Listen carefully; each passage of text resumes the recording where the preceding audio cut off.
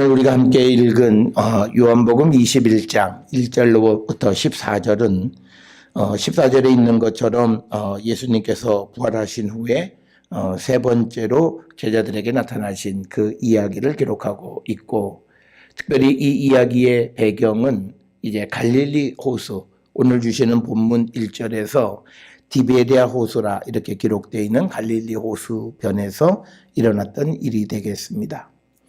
특별히 이 이야기가 갈릴리 호수에서 일어나게 된 것은 마가복음 16장 7절에 보게 되면 이제 예수님이 막달라 마리아에게 보이신 후에 빨리 가서 제자들에게 예수님이 죽은 자 가운데서 살아나셨고 너희보다 먼저 갈릴리로 가시나니 거기서 너희가 배우리라 하는 그 말씀을 이제 전해주고, 그리고 나서 이제 예수님이 예루살렘에서 도마를 제외한 제자들에게 보이신 후 또 한 번 도마에게 보이셨고, 그리고 이제 그 마가복음 16장에 있는 말씀처럼 이제 갈릴리에서 제자들에게 나타나신 사건. 그래서 오늘 우리가 읽은 21장 1절에서 14절은 갈릴리에서 세 번째로 제자들에게 나타나신 그 이야기를 기록하고 있습니다. 어저께도 우리가 잠깐 언급을 했습니다만, 우리가 20장 맨 마지막에 보게 되면 그곳에서 이제 이 요한복음을 기록한 목적이 무엇이다 이런 것들을 기록하고 있기 때문에 요한복음이 원래는 20장에서 끝났다. 그리고 나서 이제 21장이 나중에 첨가되어졌다. 뭐 이런 여러 가지 이야기들을 하는데, 그런 이야기 중에 가장 중요하게 설득력 있는 것이 이제 1장 1절에 이제 예수 그리스도의 기독론에 대한 그 고백이 마지막 28절에서 도마의 입을 통해서 주는 그리스도시고 나의 하나님이시다라고 하는 그 고백을 통해서 이제 예수 그리스도에 대한 고백의 최절정을 이루었기 때문에 이제 20장까지가 요한복음이고 21장은 소위 어펜딕스처럼 나중에 붙은 것이다 이렇게 주장을 하는 사람들도 있고, 그래서 요한의 제자 가운데 한 사람이 아마 이 요한복음 21장을 후에 첨가했을 거다 이렇게 주장을 합니다만, 그런데 이제 요한복음 21장하고 1장부터 20장까지를 보니까 언어나 또 말하는 스타일이나 이런 모든 것들이 요한복음 전체와 너무나 일치하는 모습이 있습니다. 그래서 또 어떤 주석가들은 21장까지가 이제 그 요한복음 원래 전체다라고 이렇게 주장을 합니다. 그리고 또 하나는 왜 그러면 21장을 만약에 뒤에 붙였다라고 하면 왜 뒤에 붙였냐면 그 예수께서 이제 갈릴리에서 제자들을 만나는 이야기가 필요했기 때문이다. 그래서 그런 이야기들이 설득력이 있습니다. 어떤 설명이든 간에 오늘 주시는 이 본문은 예수님께서 제자들에게 세 번째로 나타나신 갈릴리 호수 근처에서 이제 일어났던 일들이 되겠습니다. 오늘 주시는 본문의 공간적인 배경은 디베리아 호수입니다. 그래서 1절에 보면 그 후에, 그러니까 예루살렘에서 이제 도마에게 보여주신 그 다음에 디베리아 호수에서 또 제자들에게 자기를 나타내셨으니 나타내신 일은 이러하니라. 그러니까 예수께서 제자들에게 나타나신 일을 체험하고 그 사실을 기록하는 거고, 예수님께서 나타내셨다라고 하는 것은 자기를 드러내는 예수님의 계시 행위입니다. 그래서 그 주님을 이제 만나게 되어지는 것. 그래서 오늘 우리가 주시는 본문을 통해서, 그리고 20장과 21장을 통해서 우리가 정말 살아있는 예수 그리스도의 제자이고, 그리고 그 믿음이 흔들리지 않는 자들이 되려면 부활하신 주님에 대한 우리의 확고한 믿음의 고백과 부활하신 주님을 만나는 그런 우리가 인격적 만남이 우리에게 반드시 있어야 함을 우리에게 가르쳐 주는 겁니다. 그래서 우리가 교회를 다닌다라고 하는 것, 그리고 내가 성경을 안다라고 하는 것과 믿음은 별개의 문제다라고 하는 겁니다. 오늘 주시는 본문에서도 보면 예수께서는 자기를 드러내셨고, 그리고 드러내신 그 예수님을 만나고, 그래서 그분이 예수님임을 알고 믿음의 고백을 할 때 그는 예수님에 대해서 확실하게 흔들리지 않는 믿음을 갖게 되어지는데, 우리에게 그 일을 도와주시는 것은 보혜사 성령께서 우리를 도와주시는 것. 그래서 우리가 이제 예수께서 자신을 드러내시고, 그리고 성령의 도우심과 그런 것들을 통해서, 그리고 또 우리에게 전해지는 말씀 속에서 자기를 증거하시는 하나님의 역사, 이것들이 같이 우리에게 나타나면서 우리의 믿음이 확고해지고 우리는 살아계신 주님을 고백할 수 있다라고 하는 겁니다. 우리는 이 믿음을 내가 고백한다고 생각을 합니다. 그리고 내가 잘하게 할 수 있다고 생각합니다. 그러나 우리가 에베소서 2장 11절에서 22절에서도 나와 있지만, 우리 안에 하나님의 성전을 우리가 짓는 것이 아니라 성령께서 우리 안에 하나님의 거룩한 성전을 지어주시고, 그래서 그곳에 주님이 계심으로 우리가 살아계신 주님을 만나 뵐 수 있다. 그래서 우리는 계시하시는 주님을 만나는 자가 되어야 한다. 오늘 우리가 살아가는 이 상황 속에서 어떻게 주님이 당신을 드러내실지 우리는 알 수 없지만, 그러나 그 주님을 만날 수 있어야 되는데, 오늘날 주님이 당신을 드러내는 가장 좋은 장은, 첫째는 하나님의 말씀, 그리고 우리가 늘 드리는 예배 속에서, 그리고 우리가 살아가는 삶의 현장. 그러니까 우리의 모든 삶 속에서 주님은 당신을 드러내세요. 그래서 우리가 말씀을 통해서, 예배를 통해서 우리에게 예수님이 우리에게 가르쳐 주시는 어떤 원론적인 그런 말씀을 배운다면, 우리의 삶에서는 그 말씀을 살아가는 실천적인 가르침을 우리에게 주시는 것이다. 그래서 우리는 삶과 성경을 알고 예수님 누구이신지를 아는 것과 살아가는 것의 조화, 일치를 이루는 자들이 되기를 우리가 힘써야 한다라고 하는 것을 우리가 꼭 기억을 하시면서, 오늘 주시는 본문에서 이 갈릴리에서 예수님을 만난 예수의 제자들은 보면 시몬 베드로, 그 다음에 디두모라 하는 도마, 그 다음에 갈릴리 가나 사람 나다나엘, 그 다음에 세베대의 아들들. 여기서 세베대의 아들들은 다른 복음서 마태복음 4장 21절에 보면 야고보와 요한 이렇게 되어 있고요. 그 다음에 또 다른 그 제자 둘. 그러면 전부 7명의 제자들이 예수님을 만나게 되어졌다. 갈릴리에서 예수님 만난 제자들의 숫자는 대략적으로 한 7명으로 이렇게 기록이 되고요. 오늘 주시는 이 본문에서도 보게 되면요, 다른 제자 둘 이렇게 되어 있는데, 아마 이 다른 제자 둘 속에는 아마 예수님이 사랑하셨던 요한은 속해 있었을 거고요. 그 다음에 이제 요한이 들어있으면 아마 안드레가 들어있지 않았겠나. 그러나 이제 성경에서는 이 다른 제자 둘의 신원이 누구인지는 밝히지 않는다라고 하는 거고요. 이 요한복음에서는 다른 복음서와 달리 제자들의 이름을 밝히지 않는 경우들이 많고, 특별히 요한복음이기 때문에 이 책을 기록한 사도 요한의 경우에는 자기 자신의 이름을 드러내기보다는 예수께서 사랑하는 제자라고 하는 그런 방식으로 기록이 되어져 있습니다. 그래서 오늘 주시는 본문 7절에 보면 예수께서 사랑하시는 그 제자라고 하는 표현이 등장을 하기 때문에 2절에 다른 제자 둘 가운데에는 요한이 속해 있을 것이다. 이렇게 우리가 추정을 할 수가 있습니다. 그러면서 3절에 시몬 베드로가 나는 물고기 잡으러 가노라 하니 그들이 우리도 함께 가겠다 해서 나가서 배에 올랐으나 그날 밤에 아무것도 잡지 못했다. 우리가 보게 되면 갈릴리에서의 그 고기잡이는요, 밤에 하는 일들이 많습니다. 그래서 해가 뜨기 전까지 고기를 잡고, 그 다음에 이제 새벽녘에 그것을 팔아서 경제 생활을 그렇게 영위하는 겁니다. 그래서 우리가 누가복음 5장에서도 보면 밤새도록 고기 잡은 것이 없었다, 이런 표현들이 등장해서 갈릴리에서는 저 밤에 고기 잡는 일들이 많이 있었다라고 하는 것을 알 수가 있고요. 그런데 오늘 주시는 본문의 특성이 하나 있는데, 베드로는 원래 고기 잡는 그런 전문가였죠. 어부였고 그다음에 선주였던 사람입니다.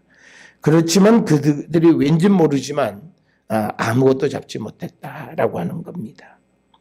그런데 이제 6절에 보게 되면 예수께서 그물을 배 오른편으로 던져라 라고 말씀을 하시니까 던졌더니 물고기가 많아 그물을 들 수 없게끔 되었다. 누가복음 5장 1절부터 11절에서 똑같은 상황이 있어요.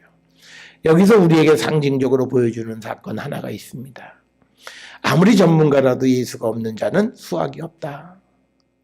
그래서 아무리 전문가인 베드로라 할지라도 고기 잡는 일에 예수의 말씀대로 해야만 그가 얻을 수 있다라고 하는 것을 우리에게 보여주는 겁니다. 그래서 우리는 세상을 살아가는 데 있어서 우리의 삶의 근원은 예수 그리스도이시다.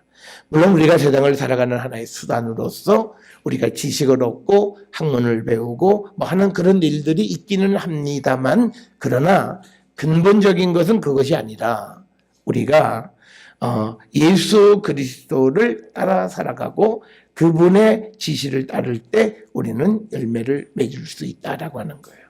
그래서 우리가 인생을 살아가는 우리의 인생에서 좋은 수확을 맺는 인생의 길을 가려면 주님과 함께 주님이 우리에게 지시하시는 그 삶을 살아야 함을 우리에게 가르쳐 주시는 말씀, 상징적인 것을 우리는 꼭 기억하셔야 돼요. 그래서 우리가 오늘 하루를 살아가는 첫 시간도 주님과 동행을 우리가 결단하고 주님과 함께 세상을 살아가기를 결단하는 그런 자들이 되어야 한다. 그래서 우리가 이른 아침에 오늘 해야 될 일들이 우리에게 펼쳐져 있지만, 그러나 우리가 내가 세운 계획을 내가 이루는 것이 아니라 주님께 맡기고, 그래서 주님께서 우리를 인도하심에 우리가 따라갈 수 있는 그런 믿음의 결단을 가지고 우리가 오늘 하루를 살아가면 오늘 우리가 계획한 일들에 우리가 계획한 것 이상으로 우리에게 주시는 주님께서 풍성한 수확을 주실 것을 우리가 믿고, 항상 우리의 인생의 배에는 예수께서 동승하시고 예수의 그 지시하심이 우리에게 있어야 한다. 그래서 우리가 그 말씀이 있을 때 우리는 열매를 맺을 수 있다라고 하는 것을 우리에게 가르쳐 주시는 거고요. 또 하나 이 갈릴리에서 이 그물을 던지는 것은 우리가 피지컬한 어부 생활의 모습도 있지만, 또 하나는 이제 예수님이 제자들을 불렀을 때 너희들은 이제 사람을 낚는 어부가 되게 할 것이다 말씀하셨습니다. 여기서 말씀드리는 사람을 낚는 어부의 그 사람을 낚는 기술은 그냥 물고기 잡는 기술과는 다르다는 거죠. 그러니까 베드로가 이 갈릴리 가버나움에서 정말 오랜 동안 어쩌면 일평생 뱃일과 함께 살았던 사람이지만, 그러나 사람을 낚는 어부는 절대적으로 예수 그리스도의 말씀을 따라서 그가 사람을 낚아야 함을 우리에게 가르쳐 주시는 그런 말씀이 되겠습니다. 그래서 우리가 예수 그리스도를 믿으면 우리는 모두가 다 이제 사람을 낚는 어부가 되었습니다. 그러면 우리가 어부로서 수확을 얻고, 그리고 오늘 주시는 본문처럼 그물에 가득하게 우리가 수확을 얻을 수 있으려면 무엇보다도 우리가 우리의 계획과 생각과 우리의 방법으로 하는 것이 아니라 그리스도의 인도하심을 따르고 그분의 지시함을 따라갈 수 있어야 우리가 열매를 맺을 수 있다라고 하는 것을 또한 우리에게 보여줍니다. 그래서 우리는 영적이든 육적이든 모든 삶에서 주님이 우리를 지시하심에 순종할 때, 그때 열매 맺는 자가 되어질 수 있고, 특별히 우리가 사람을 낚는 어부로서의 역할을 감당할 수 있는 것도 예수께서 우리와 함께 하시고 예수님의 지시를 따를 때 우리가 그 물고기를 잡을 수 있음을 우리에게 보여줍니다. 그래서 우리가 일평생 주님을 떠나지 않고 주님과 함께 살아가면서 주님이 우리에게 주시는 말씀에 순종하기를 결단하는 그런 성도들이 되어야 우리의 인생은 하나님의 도우심으로 큰 은혜 가운데 살아가는 자가 될 수 있다라고 하는 것을 우리에게 가르쳐 주십니다. 그런데 오늘 이 갈릴리에 예수님 나타나셨어도 이 제자들에게는 문제가 있습니다. 오늘 주시는 4절에 날이 새어갈 때 예수께서 바닷가에 서 계세요. 그렇지만 제자들이 예수이신 줄을 알지 못했다라고 하는 겁니다. 그래서 이제 5절에 예수님이 말씀을 하세요. 예수께서 이르시되 얘들아 너희에게 고기가 있느냐 대답하되 없나이다. 이르되 그물을 배 오른편에 던지라 그리하면 잡으리라 하시니 이에 던졌더니 물고기가 많아 그물을 들 수 없었더라. 누가복음 5장과 같은 그런 이야기들이고요. 그때 이제 예수께서 사랑하시는 그 제자가 베드로에게 이르되 주님이시라. 그러니까 이제 예수님이 제자들과의 대화 속에서 이제 예수님을 발견하는 겁니다. 이것은요, 막달라 마리아도 마찬가지였죠. 부활하신 주님의 그 무덤 곁에서 빈 무덤을 들여다보면서 울고 있을 때 주님이 계셨지만 동산직인 줄 알았지만 그러나 말씀하셨을 때 이제 그 말씀을 듣고 이제 예수님인 줄 아는 것처럼 지금 이 본문에서도 5절 이하의 예수님이 제자들에게 말씀하셨을 때 그때 이제 예수께서 사랑하시는 그 제자 즉 요한이 예수님인 줄 알아보았다. 그래서 양은 그 목자의 음성을 안다라고 하는 것을 이제 우리에게 보여주는 거고요. 오늘 주시는 이 7절에서 보게 되면 이제 요한이 예수님을 처음으로 알아본 제자가 된 거죠. 갈릴리에서 예수님을 처음으로 알아본 제자는 요한이에요. 요한이란 말은 없지만 예수께서 사랑하시는 그 제자, 그가 베드로에게 주님이시다 그렇게 이야기를 하는 거예요.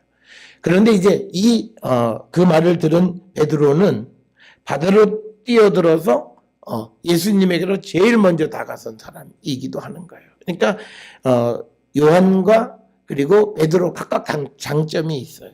그래서 요한은 예수님에 대해서 제일 먼저 그가 알아봤고 그다음에 행동으로 먼저 하는 것은 베드로가 그래서 급한 마음에 바다로 뛰어들어서 이제 그 육지로 가는 모습을 그리고 있습니다. 시몬 베드로가 벗고 있다라고 하는 것은요, 이 어부들이 이 뱃일을 할 때 상이나 이런 것들이 그물질을 할 때 불편하지 않도록 옷을 동여서 허리춤에 이렇게 차게끔 되어 있는 그런 식으로 베드로가 벗고 있었다. 그래서 이 벗었다라고 하는 것이 전부 다 아주 아무것도 입지 않고 상의를 완전히 탈의한 그런 벗음인지 아니면 겉옷을 벗은 벗음인지 그건 우리에게 명확하지 않습니다. 그런데 이 7절 하반절에 보면 이제 주님이시라는 말을 듣고 겉옷을 두른 후에 바다로 뛰어들었다 이렇게 기록이 되어 있고요. 그다음에 이제 다른 제자들은 이제 육지에서 거리가 불과 한 50칸, 이 50칸이라고 번역이 되어 있는데 원문에는 200규빗 정도, 그러면 약 한 100m 정도 되는 거리가 되겠습니다. 그래서 그 작은 배를 타고 물고기를 든 그물을 끌고 왔으니까 이 그물에 고기가 가득했으니까요. 아마 이 배는 굉장히 천천히, 그러니까 이 베드로 입장에서는 급한 마음에 바다로 뛰어들어서 수영으로 육지까지, 그러니까 한 100여 미터를 수영으로 이제 건너간 것입니다.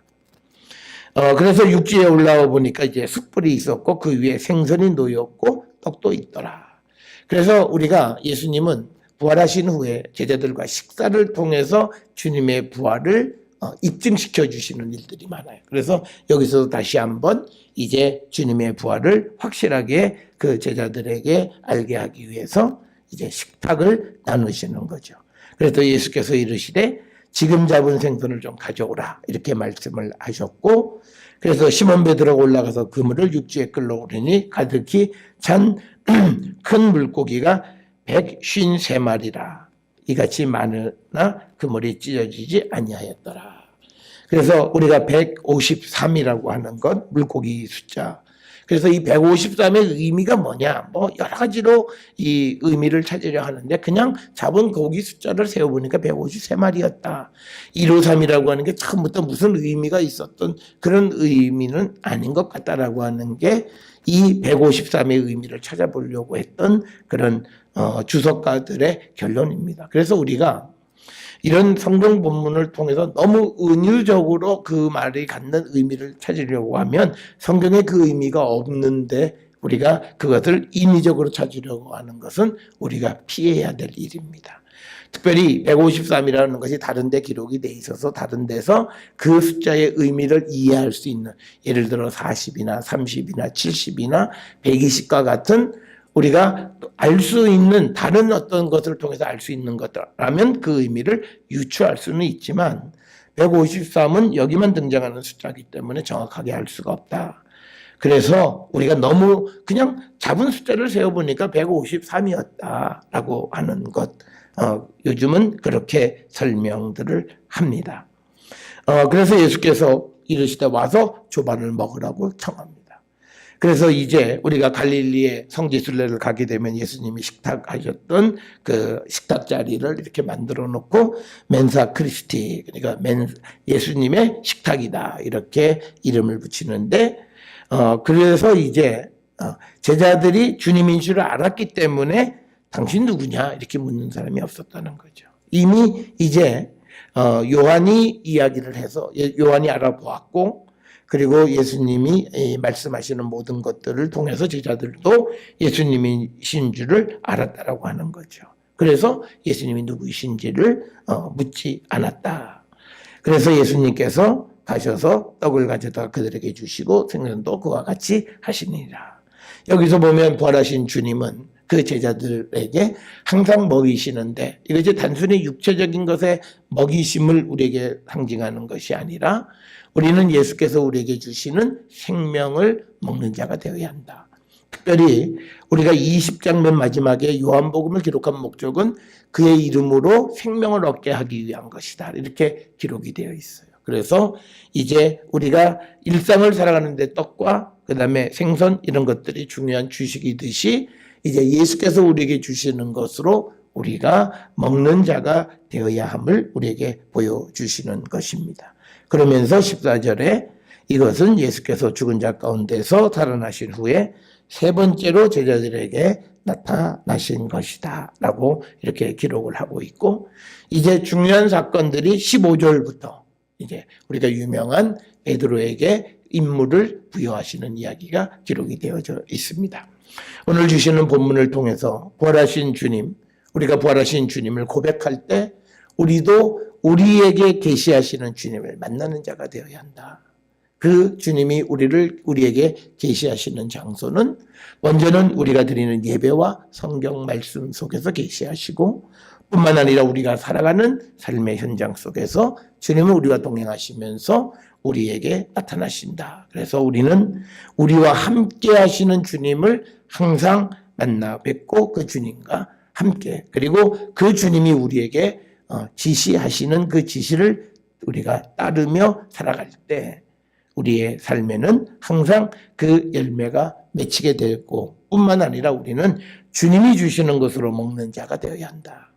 그래서 우리는 세상의 것으로 우리가 배부르게 먹는 것도 있지만, 그러나 우리가 예수께서 주시는 생명의 떡, 그것을 먹고 또 생수를 마시는 자가 되어야 함을 우리에게 가르쳐 주신 귀한 말씀이 되겠습니다.